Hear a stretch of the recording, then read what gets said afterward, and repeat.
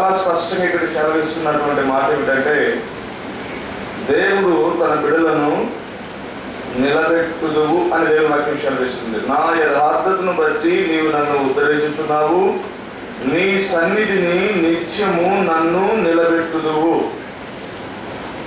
చాలా స్పష్టమైనటువంటి మాట.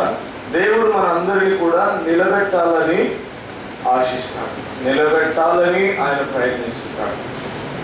మనం పడిపోతే చూడాలని కొంతమంది, మనం నిలబడితే చూడాలని దేవుని ఆశ.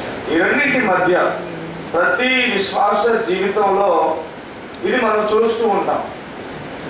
మనం దేవునికి ప్రజల మధ్య ఉంటే ఎవరి వైపు మనం మొగ్గు చూపుతామనే దాన్ని బట్టి మన విశ్వాస జీవితం ఉంటుంది. ఒకవేళ ఎవరైనా మనం పడిపోవాలని అనుకుంటున్నప్పుడు, అయ్యో వాళ్ళు అలా అనుకుంటున్నారే, నాకు వ్యతిరేకంగా ఉన్నారే, నాకు తోటలాగా కుట్రలు చేస్తున్నారే, నేనేదో అయిపోతున్నానే, ఇలాగ అనుకుంటేనేమో విశ్వాసంలో దిగజారిపోతాం.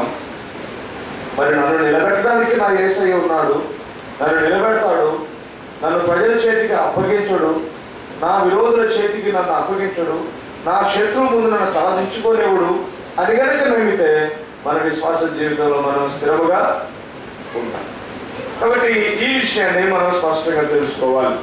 ముఖ్యంగా దేవుడు మన కొరకు ఏర్పాటు చేసినటువంటి ఈ సందేశాన్ని మనం ధ్యానం చేసుకోబోయే ముందు సంఘానికి హెచ్చరిక ఇచ్చినటువంటి దేవునికి మరొకసారి స్తోత్రము చెల్లిస్తూ సంఘమంతా కలిసి లేచి ఒక నిమిషం నిలబడినట్లయితే మనం ఒక చిన్న పాట పాడుకుంటూ దేవునికి స్తోత్రం చెప్తాం. ఎందుకంటే ఆత్మలో